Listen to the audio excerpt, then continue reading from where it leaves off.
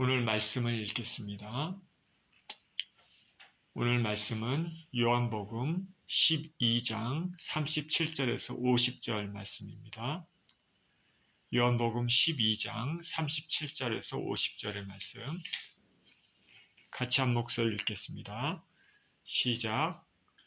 이렇게 많은 표적을 그들 앞에서 행하셨으나 그를 믿지 아니하니 이는 선지자 이사야의 말씀을 이루려 하심이라. 이르되 주여 우리에게서 들은 바를 누가 믿었으며 주의 팔이 누구에게 나타났나이까 하였더라. 그들이 능히 믿지 못한 것은 이 때문이니 곧 이사야가 다시 일렀으되 그들의 눈을 멀게 하시고 그들의 마음을 완고하게 하셨으니 이는 그들로 하여금 눈으로 보고 마음으로 깨닫고 돌이켜 내게 고침을 받지 못하게 하려 함이라 하였음이더라. 이사야가 이렇게 말한 것은 주의 영광을 보고 주를 가리켜 말하는 것이라. 그러나 관리 중에도 그를 믿는 자가 많되 바리새인들 때문에 드러나게 말하지 못하니 이는 출교를 당할까 두려워함이라. 그들은 사람의 영광을 하나님의 영광보다 더 사랑하였더라. 예수께서 외쳐 이르시되 나를 믿는 자는 나를 믿는 것이 아니요 나를 보내신 이를 믿는 것이며 나를 보는 자는 나를 보내신 이를 보는 것이니라. 나는 빛으로 세상에 왔나니 물은 나를 믿는 자로 어둠에 거하지 않게 하려 함이로라. 사람이 내 말을 듣고 지키지 아니할지라도 내가 그를 심판하지 아니하노라. 내가 온 것은 세상을 심판하려 함이 아니요 세상을 구원하려 함이로라. 나를 저버리고 내 말을 받지 않은 자를 심판할 리가 있으니 곧 내가 한 그 말이 마지막 날에 그를 심판하리라. 내가 내 자유로 말한 것이 아니요 나를 보내신 아버지께서 내게 말할 것과 이룰 것을 친히 명령하여 주셨으니 나는 그의 명령이 영생인 줄 아노라. 그러므로 내가 이르는 것은 내 아버지께서 내게 말씀하신 그대로니라 하시니라. 아멘. 믿어야 삽니다라는 제목으로 말씀을 나눕니다. 기도합니다. 우리의 생명 되신 하나님 아버지 감사합니다. 주의 귀한 말씀을 대합니다.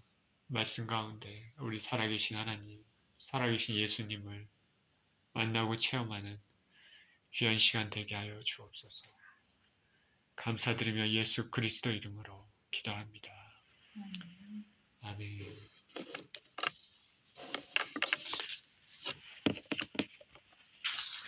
믿어야 삽니다. Believe and live. 몇 주간에 걸쳐서 요한복음의 말씀을 전하고 있습니다. 이 요한복음은 다른 공간 복음서와는 달리 예수님이 하나님의 아들이심을 그것을 중점적으로 말하고 있습니다. 그래서 그 하나님의 아들 예수 그리스도를 믿음으로 우리가 영생을 얻을 수 있다라고 말합니다. 예수 그리스도께서 바로 하나님의 아들이라는 것을 표현하는 알 수 있는 7가지 표적을 중점적으로 보여줍니다. 7가지 표적, 이 7가지 사건, 이 7가지 이적 하나하나는 모두 초자연적입니다. 슈퍼내추럴입니다. 일반적으로 말하는 그런 기적들, 그 이상으로 그것을 넘어서 확실히 우리 주 예수 그리스도께서 하나님 아버지로부터 오신 분임을 명확히 보여주는 놀라운 사건이 되겠습니다. 예수님께서는 먼저 갈릴리 가나 혼인잔치에 가셨습니다. 그곳에서 포도주가 부족한 것을 알았습니다. 물로 포도주를 변화시켜 주셨습니다. 잘못하면은 수치스러운 결혼식이 될, 분위기를 망칠 수 있는 결혼식이 될 그것을 다시 축제장으로 만드셨습니다. 예수님께서는 또한 왕의 신하가 아들이 있었는데 그 죽어가는 아들을 다른 마을에 계셨음에도 불구하고 멀리서 말씀으로 그 말씀만을 가지고 고치셨습니다. 그리고 또한 중풍병으로 몸을 전혀 움직이지 못하는 그 중풍병자, 들것에 실려온 그 중풍병자를 예수 그리스도께서는 일으켜 세우고 고치셨습니다. 또한 빈들에서 굶주림에 지쳐있던 수많은 사람들에게 단지 5조각의 떡 그리고 물고기 2마리를 가리고 성인 남자 5,000명, 아이들과 여자까지 포함하면 얼마 될지 모르지만 2만 명 가까이 될지 그 많은 사람들을 다 먹이셨습니다. 그리고 먹이시고도 남아서 12광줄에 남기시는 기적을 베푸셨습니다. 다른 곳으로, 바닷가 다른 곳으로 건너가라는 예수님의 명령에 따라 예수님의 제자들이 갈릴리 바다에 배를 타고 갔지만 풍랑으로 인해, 큰 바람으로 인해 조금 더 전진하지 못하는 상황 가운데서 예수님께서는 밤중에 무리를 걸으셔서 바로 제자들에게 오셨습니다. 그러자마자 곧 그 배는 원하는 곳으로 도착하게 됐습니다. 또한 나면서부터 앞이 캄캄하게 태어난 한 번도 눈을 떠보지 못한 소경을 예수님께서는 눈을 뜨게 하셨습니다. 마지막 7번째로 이미 죽어서 사흘이나 된 몸에서 썩은 냄새가 나는 부패한 냄새가 나는 그 나사로를 향해서 나사로야 나와라 말씀하심으로 나사로를 살리셨습니다. 이미 죽어 사흘이 된 사람, 냄새가 나는 부패난 그 사람을 다시 살리신 것입니다. 이 예수님의 7가지 표적, 요한복음에서는 특별히 강조합니다. 이 7가지 표적을 통해서 예수 그리스도가 누구신지, 정상적인 사랑이라면 아무나 할 수 없는 이런 표적들을 예수님께서 하셨습니다. 그러니 이 표적을 통해서 예수님은 하늘에서 내려오신 분, 어떤 신적인 존재임을 보여줍니다. 하나님의 선민인 이스라엘에게서도 역사에서도 이런 표적을 체험한 경우는 없었습니다. 굳이 비교하자면 모세 때 보여주신 하나님의 기적들과 그보다 약하지만은 엘리야 선지자 때의 기적을 예를 들 수 있다 하겠습니다. 그러나 모세와 엘리야는 하나님의 대리자로서 택한 인간의 선지자로서의 하나님의 일을 대행했습니다. 그러나 우리 주 예수 그리스도께서는 하나님 자체 본체이시면서 신이 하나님이시면서 인간의 모습으로 오셔서 가장 중요한 문제, 죄의 문제를, 인간의 구원의 문제를 해결하신 분입니다. 이 7가지 표적의 목적은 사람들로 하여금 이 기적을 보고 입을 벌리며 놀라라 그런 것이 아니라 예수 그리스도가 누구신지를 보여주는 기적이라고 볼 수 있습니다. 기적 자체보다는 그 기적을 일으키시는 예수님께 초점을 맞춰야 되는 것입니다. 우리가 어떤 은사를 받으면 그 은사를 받은 경험, 기적에 대해 말을 할 수 있지만 그 은사를 맡게 된 의미에 초점을 맞춰야 하는 것과 같습니다. 하나님께서 왜 은사를 나에게 이런 은사를 주셨을까? 또한 하나님께서 내 인생에서 기도에 응답하셨다면 응답받는 것에 대한 자랑도 기적도 그런 것에 대해 자랑할 수 있지만은 그 응답을 통해서 하나님께서 내게 말씀하시는 바가 교훈을 주시는 바가 무엇인지를 아는 것이 중요하다 하겠습니다. 요한복음에 나타난 예수님의 7가지 기적은 표적은 바로 예수 그리스도께서 하느님의 아들이심을 나타냅니다. 성경에서 예수님이 행하신 일들은 이 7가지만 있는 것이 아니죠. 그 외에도 많은 기적들이 있습니다. 회당에서 손 마른 사람을 고치셨고 문둥병자들을 고치셨고 제자들로 하여금 많은 물고기를 잡을 수 있도록 허락하셨습니다. 이렇게 많은 기적들이 있습니다. 그래서 요한복음 마지막 절에서는 이렇게 말합니다. 예수께서 행하신 일이 이 이외에도 많으니 만일 낱낱이 기록된다면 이 세상에라도 이 기록된 책을 두기에 부족할 줄 아노라 말했습니다. 그러니까 예수님께서 이 땅에 오셔서 살으신 동안에 특히 3년 반 동의 공생 기간에 행했던 일들이 엄청나게 많다는 것입니다. 그 요한복음에서 말하는 바와 같이 낱낱이 기록한다면 이 세상에라도 이 기록된 책을 두기에 부족할 줄 아노라 할 정도로 많은 일들이 있습니다.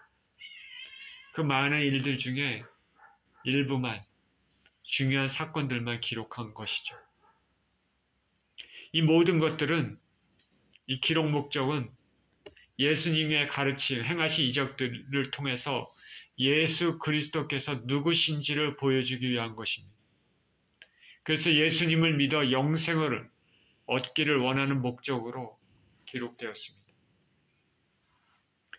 오늘 말씀을 읽겠습니다. 37절에 이렇게 시작합니다. 이렇게 많은 표적을 그들 앞에서 행하셨으나 그를 믿지 아니하니 이는 선지자 이사야의 말씀을 이루려 하심이라 이르되 주여 우리에게서 들은 말을 누가 믿었으며 주의 팔이 누구에게 나타났나이까 하였더라. 그들이 능히 믿지 못한 것은 이 때문이니 곧 이사야가 다시 일렀으되 그들의 눈을 멀게 하시고 그들의 마음을 완고하게 하셨으니 이는 그들로 하여금 눈으로 보고 마음으로 깨닫고 돌이켜 내게 고침을 받지 못하게 하려 함이라 하였음이더라. 이사야가 이렇게 말한 것은 주의 영광을 보고 주를 가리켜 말한 것이라. 오늘 37절에 예수님께서 이렇게 많은 표적을 보이셨는데 사람들이 믿지 아니었다 얘기합니다. 자, 기적을 통해서도 사람들이 믿지 않는다는 것은 결국 택한 사람들만이 구원을 얻는다라는 그 말씀이 떠오릅니다. 죽은 나사로가 죽어서 4일이나 지나고 몸에서 부패가 나는, 냄새가 나는 상황인데도 살아난 예수님께서 나사로를 살리셨는데 그럼에도 믿지 않는 사람들이 있으니까 우리가 무슨 말을 할 수 있겠습니까? 사람들이 이렇게 심성이 완악합니다. 구약시대 때 출애굽 이스라엘 백성들이 하나님의 놀라운 기적, 전무후무한 기적을 체험했음에도 항상 하나님을 믿지 않았다 성경 말합니다. 그런데 오늘 본문에서는 더 구체적으로 유대인들이 믿지 않는 이유가 선지자 이사야의 말씀을 이루려 하심이라고 말합니다. 주여 우리에게 들은 바 누가 믿었으며 주의 팔이 누구에게 나타났느냐? 나타났나이까? 이것은 이사야 53장 그 유명한 종의 노래 일부입니다. 고난받는 메시아의 노래입니다. 예수 그리스도의 노래입니다. 오랜 10월이 구약의 이사야 때 예언된 이 말씀이 오랜 세월이 지난 다음에 예수님 때 이 말씀이 성취됩니다. 메시아로 오신 예수님 말씀하신 하늘나라의 가르침, 주여 우리에게서 들은 말을 누가 믿었으며, 그리고 예수님의 편팔, 예수님이 행하신 여러 가지 기적들, 주의 팔이 누구에게 나타나니까 이런 것들이, 이적들이 사람들에게 보여졌지만은 사람들이 믿지 않았습니다. 이렇게 될 것을 이사야가 미리 예언한 것입니다. 사도 요한은 믿지 아니한 것은 이사야의 예언을 이루려 하심이라 말씀하시면서 다시 이사야의 예언을 또 인용합니다. 사람들이 능히 믿지 못한 이유는 예언에 그의 눈을 멀게 하시고 그들의 눈을 멀게 하시고 그들의 마음을 완고하게 해서 그들로 하여금 눈으로 보고 마음으로 깨닫고 돌이켜 예수님으로부터 고침을 받지 못하게 하려 함이라 말씀하십니다. 자, 이것은 이사야서의 또 다른 인용인데 이사야 6장의 말씀에 인용한 것이죠. 이사야 6장은 더 유명하죠. 선지자 이사야가 하나님으로부터 소명을 받는 장면입니다. 하나님은 이사야에게 이스라엘 백성들에게 말씀을 선포하는 사역을 주셨습니다. 그러면서 백성으로 하여금 깨닫지 못하게 하도록 한다 말씀하셨습니다. 이사야 6장 8절 10절에 이렇게 얘기합니다. 내가 또 주의 목소리를 들으니 주께서 이르시되 내가 누구를 보내며 누가 우리를 위하여 갈꼬 하시니 그때 내가 이르되 내가 여기 있나이다 나를 보내소서 하였더니 여호와께서 이르시되 가서 이 백성에게 이르기를 너희가 듣기는 들어도 깨닫지 못할 것이요 보기는 보아도 알지 못하리라 하여 이 백성의 마음을 둔하게 하며 그들의 귀가 막히고 그들의 눈이 감기게 하라. 염려하건대 그들이 눈으로 보고 귀로 듣고 마음으로 깨닫고 다시 돌아와 고침을 받을까 하노라 하시기로. 사도 요한은 이사야의 사역을 동일하게 예수님의 사역과 일치시키면서 말씀을 인용합니다. 이 말씀을 보면 백성으로 마음으로 둔하게 하고 귀가 막히고 눈이 감기게 하라 말합니다. 근데 이 말씀을 보면 하나님께서 일부러 백성들이 믿지 못하도록 만드시는 것 같이 들립니다. 마음으로 둔하게 만들고 귀가 막히게 만들고 눈을 감기게 하라. 하나님께서 이렇게 백성들이 하나님을 믿지 못하도록 예수님을 믿지 못하도록 일부러 그렇게 하는 것 같은 느낌이 듭니다. 그러나 그것이 아닙니다. 이 말씀은 뭐냐면 백성들의 완악함, 그 심령이 굳어진 것, 하나님 말씀을 따르지 않는 것, 하나님을 믿지 않는 것, 그 완악함, 말씀을 받지 않으려는 불순종의 태도를 말하고 있는 것입니다. 그래서 그들에게는 주님의 말씀이 가려워져 있는 것입니다. 유대인들이 예수님을 믿지 않았던 이유는 첫째는 그들이 하나님의 영원하신 작정 가운데 포함되지 않았기 때문이고, 둘째는 오늘 본문이 말하는 것처럼 예수님의 은혜를 거역하는 타락한 그 본성 때문입니다. 마음을 꽉 닫으니까, 믿지 않으니까 천국의 비밀이 감춰져 있습니다. 마음을 열어 믿는 자들에게는 천국의 비밀이 이해가 되지만, 그러나 마음을 처음부터 닫고 예수님을 믿으려고 하지 않는 자들에게는 감춰져 있습니다. 예수님께서 씨 뿌리는 비유를 설명하시면서 이렇게 말씀하셨습니다. 마태복음 13장 10절 16절에 제자들이 예수께 나와 이르되 어찌하여 그들에게 비유로 말씀하시나이까? 대답하여 이르시되 천국의 비밀을 아는 것이 너희에게는 허락되었으나 그들에게는 아니 되었나니 물을 있는 자는 받아 넉넉하게 되되 없는 자는 그 있는 것도 빼앗기리라. 그러므로 내가 그들에게 비유로 말하는 것은 그들이 보아도 보지 못하며 들어도 듣지 못하며 깨닫지 못함이니. 마태복음 13장 10절에서 16절입니다. 이사야 예언이 그들에게 이루어졌으니 일렀으되 너희가 듣기는 들어도 깨닫지 못할 것이요 보기는 보아도 알지 못하리라. 이 백성들의 마음이 완악하여져서 그 귀는 듣기에 둔하고 눈은 감았으니 이는 눈으로 보고 귀로 듣고 마음으로 깨달아 돌이켜 내게 고침을 받을까 두려워함이라 하였느니라. 그러나 너희 눈은 봄으로 너희 귀는 들음으로 복이 있도다.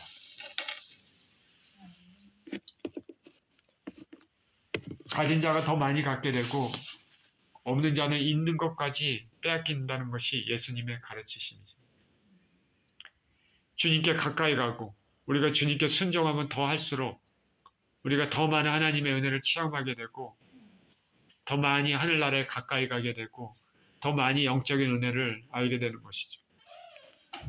그러나 일단은 주님으로부터 멀어지게 되면 자꾸 그렇게 되면 멀어질수록 이전에 받았던 은혜도 다 사라질 뿐만 아니라 점점 더 은혜의 강물이 말라진다는 것입니다. 그래서 가진 자는 더 많이 갖게 되고 없는 자는 그 있는 것까지 없어지게 됩니다. 달란트 비유에서 그렇게 말씀하지 않았습니까? 한 달란트 가진 자 아무것도 하지 않았으니까 그 가지고 있는 한 달란트까지도 빼앗겼습니다. 우리 마음 가운데 예수님을 믿고자 하는 마음이 있으면 말씀이 이해되기 시작하면은 말씀이 내 심령 가운데 들어오기 시작한다면은 그것은 바로 하나님의 은혜임을 깨달아야 됩니다. 우리가 마음의 문을 열고 순종하려고 하면 할수록 더 많은 이해와 더 많은 은혜를 받는 것이 하늘나라의 진리입니다. 그렇기 때문에 기도를 드릴 때도 생각 없이 드려서는 아무런 소용이 없습니다. 찬양을 드릴 때도 생각 없이 드리는 찬양 아무 소용없죠. 로봇가 아니니까. 우리는 영혼을 가진 인간입니다. 그 영혼을 통해서 우리 심령 깊은 곳을 통해서 하나님과 커뮤니케이션, 교제를 하는 것입니다. 생각 없이 듣는 말씀은 굳은 마음이고 하나님의 교통이 없습니다. 저와 여러분들은 기도를 드릴 때나 찬양을 부를 때나 말씀을 들을 때나 항상 마음의 문을 열고 진정과 신령한 자세로 임해야 되겠습니다. 저와 여러분은 마음의 문을 열고 있습니까? 예수님을 향해 넓은 마음을 갖고 있습니까? 갑자기 사도 바울의 고린도전서의 말씀이 생각납니다. 내가 너희를 향해서 마음을 넓게 열었으니까 너희도 우리를 위해서 넓게 열어라. 닫힌 마음을 갖고 있으면은 서로 간에 커뮤니케이션, 사랑을 나눌 수가 없는 것이죠. 우리가 하나님께 넓은 마음을 열어야지 하나님의 사랑의 은혜가 우리 가운데 올 수 있는 것입니다. 42절입니다. 그러나 관리 중에도 그를 믿는 자가 많되 바리새인들 때문에 드러나게 말하지 못하니 이는 출교를 당할까 두려워함이라. 그들은 사람의 영광을 하나님의 영광보다 더 사랑하였더라.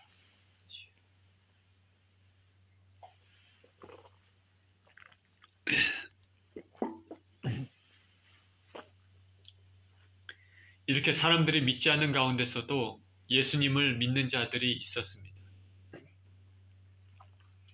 일반적으로 사회적인 약자들이 예수님을 믿죠. 그런데 관리들 가운데도 적지 않은 사람들이 예수님을 믿었다 말합니다. 그 말은 그만큼 예수님의 말씀과 능력, 이적들이 강력했다는 것입니다. 근데 다만 관리들이 믿었다고는 얘기를 했지만은 이들은 드러내어 말하지는 못했다고 말합니다. 왜냐하면 그렇게 되면 자신들이 출교를 당할까 두려워했기 때문입니다. 유대교에서 퇴출을 당할까봐 두려워했습니다. 회당을 중심으로 돌아가는 유대 사회에서 회당에서 쫓겨나고 유대교 공동체에 소속되지 못하는 것은 사회적인 고립입니다. 사는 것이 쉽지 않습니다. 가족들과도 멀어지고 친구들, 직업도 잃을 수 있습니다. 사회적으로 왕따가 됩니다. 그러니까 예수님 믿는 것이 쉽지 않습니다. 그래서 속으로는 예수님 말씀을 수긍을 했지만은 겉으로는 드러내지 않았습니다. 특히 관리들, 사회적으로 기득권에 있는 사람들 중에 이런 사람들이 많았습니다. 예수님을 믿는다고 겉으로 드러내면 그만큼 잃는 것이 많기 때문입니다. 자, 성경에 대한 이들의 평가가 어떻습니까? 이들은 사람의 영광을 하나님의 영광보다 더 사랑한 것이었다. 사람의 영광을 하나님의 영광보다 더 사랑한 것이었다. 일제시대 때 신사참배했던 수많은 교회들, 목사들 해당하는 것이죠. 우리가 예수님을 믿는다는 것은 영원한 삶을 약속받는 것입니다. 그러나 이 땅에서 우리가 포기해야 될 것도 있습니다. 예수님은 나를 따르는 자는 자기 십자가를 지고 자기 부인하고 나를 따르라 말씀했습니다. 넓은 길을 갖는 것이 아니라 사람들이 찾지 않는 좁은 길을 가야 한다는 말씀입니다. 인간적인로는 희생의 길입니다. 하나님을 모르는 세상과 분리돼서 가는 길입니다. 이것은 거룩한 길입니다. 거룩은 카도시에이, 영어로 얘기하면 set apart, 따로 떨어지는 것이죠. 더러운 것, 세속적인 것과 떨어진 것, 구별된 것이죠. 거룩이 그것입니다. 진정한 기독교인들은, 진정한 예수님의 제자들은 구별된 세상과 떨어진 삶을 살아야 됩니다. 세상의 가르침, 세상의 가치관, 그것이 아니라 하늘나라의 가치관, 성경의 가치관대로 사는 것이죠. 예수님께 전적으로 순종하는 삶입니다. 속으로는 믿는다 하지만은 겉으로는 전혀 드러내지 않는 그런 삶은 아닙니다.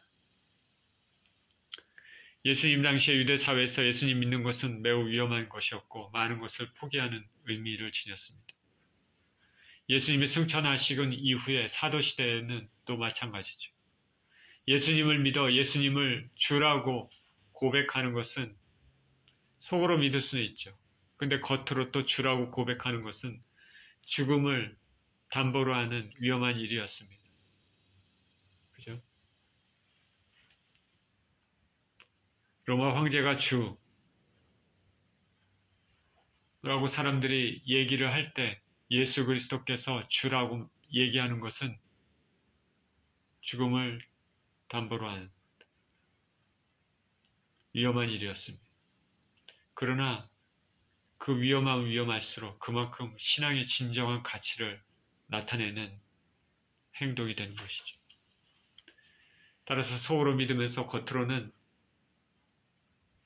안 믿는 것처럼 세상의 것을 잃기 싫어 예수님을 드러나지 못하는 것은 진정한 제자로서의 행동이 아니었습니다. 사도 요한은 저들에 대해서 하나님의 영광보다 사람의 영광을 더 사랑했다 말합니다. 이 표현이 딱 적절합니다. 하나님의 영광보다 사람의 영광을 더 사랑했다. 예수님을 믿음으로 말미암아 하나님께서 주실 영생의 축복, 영원한 하늘나라의 영광, 그거보다는 이 땅에서의 삶에 자기가 가지고 있는 것들을 잃지 않고자 하는 사람의 영광을 더 중요시한 것입니다. 자, 저와 여러분들은 하나님의 영광을 사랑하십니까? 아니면 이 땅의 영광을 더 사랑하십니까? 진정으로 예수님 믿게 되면 남들이 알지 못하는 고통, 눈물이 있습니다. 예수님의 진정한 제자들만 경험하는 일들입니다. 세상 사람들은 절대로 알지 못합니다. 하나님과 그 사람과의 관계에서만 있는 것입니다. 예수님을 믿지 않았다면 겪지 않은 일들이 있습니다. 사도 바울은 갈라디아서 6장 17절에 이후로는 누구든지 나를 괴롭게 하지 말라. 내가 내 몸에 예수의 흔적을 지니고 있노라 말했습니다. 예수님으로 인해 받은 흔적입니다. 이것은 그것을 가지고 있는 사람에게는 쉽지 않는 이 땅의 삶이지만 추후에는 영광의 삶이 되겠죠. 얼떨결에 예수님의 십자가를 지고 갔던 구레네 시몬을 생각해 봅시다. 그가 진 십자가는 무거웠겠지만은 내가 왜 이 십자가를 지어야 되나? 얼떨결에 갑자기 강압적으로 억울하게 로마 군병이 길 가는 나를 갑자기 잡아서 예수님의 십자가를 지라고 하니 이게 무슨 일인가? 그런 생각이 들었겠죠, 처음에. 그러나 그 십자가를 지고 예수님과 같이 골고다 언덕을 그는 올랐습니다. 그것이 하늘나라에 얼마나 큰 영광이 되겠습니까? 나중에 그게 정말로 얼마나 큰 영광이 되었을까? 그는 예수님의 십자가를 예수님 같이 졌다라는 그것이 얼마나 큰 자랑거리가 되겠습니까? 내가 예수님의 십자가를 졌다. 내가 예수님의 십자가를 졌다. 하나님께서는 그의 가족에게 복을 주셨습니다. 그의 아내는 유명한 사람이 되었고 사도 바울은 그의 아내를 나의 어머니라고 얘기할 정도였습니다. 알렉산더와 루포 그의 자식들도 초대교회의 유명한 사람들이 되었습니다. 신앙의 명문 가족이 된 것이죠. 하나님의 은혜입니다. 처음에는 억지로 지었던 십자가였지. 알지 못하게 갑작스럽게 지었던 십자가였지만 하나님의 놀라운 영광이 되었습니다. 44절입니다. 예수께서 외쳐 이르시되 나를 믿는 자는 나를 믿는 것이 아니요 나를 보내신 이를 믿는 것이니 나를 보는 자는 나를 보내신 이를 보는 것이니라. 나는 빛으로 세상에 왔나니 물은 나를 믿는 자로 어둠에 거하지 않게 하려 함이로다. 예수님께서는 예수님을 믿는 자들은 바로 유대인들이 얘기하는 하나님을 믿는 것이고 예수님을 본다는 것은 유대인들이 얘기하는 하나님을 보는 것과 다름이 없다고 말씀하십니다. 예수 그리스도께서는 보이지 않는 하나님의 형상입니다. 예수님을 본 것은 아버지 하나님을 본 것과 다름이 없습니다. 골로새서 1장 15절은 그는 보이지 않는 하나님의 형상이요 모든 창조물보다 먼저 나신 자니라고 말씀하십니다. 곧 예수님께서 이제는 십자가를 지시고 운명하실 텐데 이제는 시간이 얼마 없는데 예수님의 마음은 유대인들의 완악함에 대한 안타까움과 영혼을 살리고자 하는 열정으로 가득 차 있습니다. 간절한 마음으로 말씀하시는 것입니다.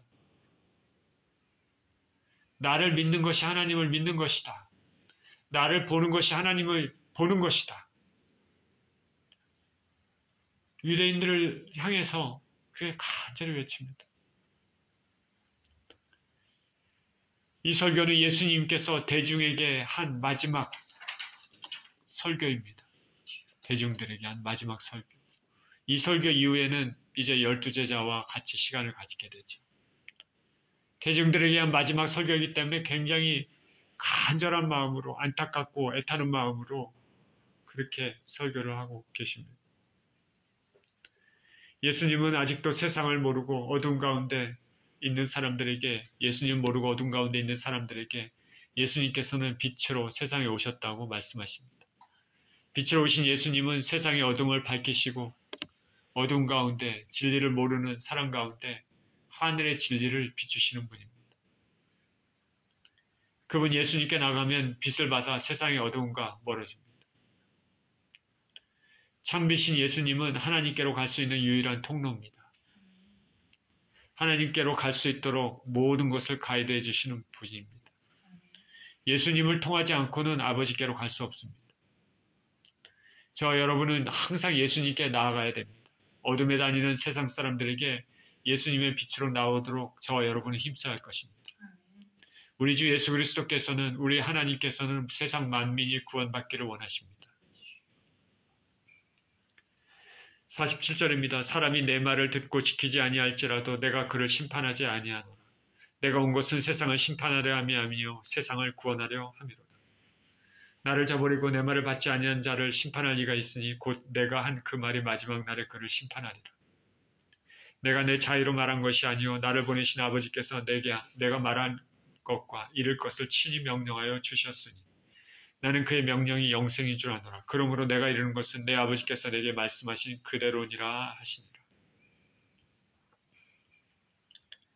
지난주 말씀과 같이 예수님께서 2000년 전에 이 땅에 오신 이후 심판이 아니라 구원의 목적으로 오셨습니다.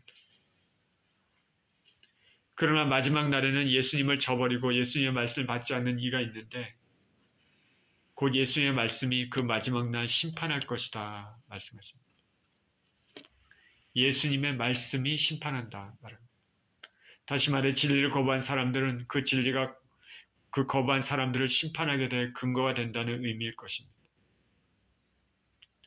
진리이신 예수님이 세상에 왔지만 진리를 거부한 사람들, 예수님을 거부한 사람들, 즉 예수님의 말씀을 믿고 순종하지 않는 사람들은 그 말씀으로 심판을 받게 될 것입니다. 성경은 예수님께서 이 땅에 다시 오실 때 심판주로 오신다고 말씀하십니다. 그때 예수님은 당신이 말씀하신 바에 따라 심판하실 것입니다. 그때 주의 말씀을 들은 자들은 어느 누구도 변명하지 못합니다. 성경의 말씀은 그 말씀을 통해서 우리가 영생의 길로 나아갈 수도 있지만 증거가 되기도 하지만 믿지 않는 자들을 정죄하기도 하는 것이 하나님 말씀입니다. 성경의 말씀을 순종해도 되고 되지 않아도 된다. 순종 안 해도 된다. 그런 것이 아니라 항상 순종해야지 우리가 살 수 있는 명령입니다. 저와 여러분들은 말씀을 가볍게 여기서는 안 됩니다. 순종의 말씀으로 말씀을 사랑하며 지켜야 됩니다. 예수께서 공생의 기간 중에 선포하신 가르치신 그 모든 말씀들은 하나님 아버지께서 주신 것들입니다. 신이 주신 것들을 그대로 전하신 것입니다. 우리 주 예수 그리스도께서는 아버지 하나님께서 주신 것을 신실하게 전하셨습니다. 그 말씀은 영생입니다.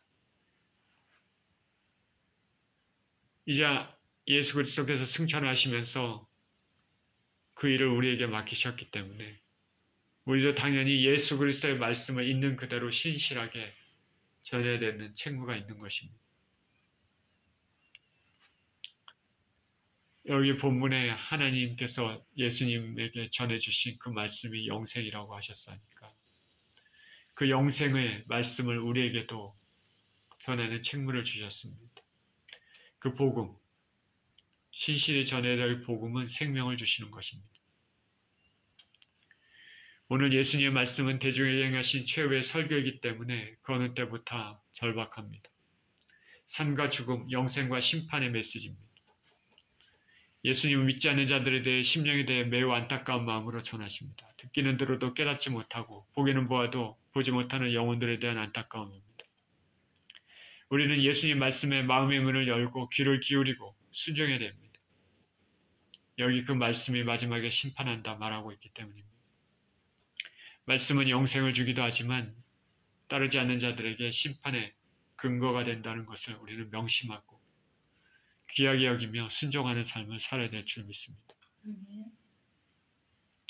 이런 삶을 사시는 저와 여러분 모두 되시기를 예수님 이름으로 축원드립니다. 기도합니다.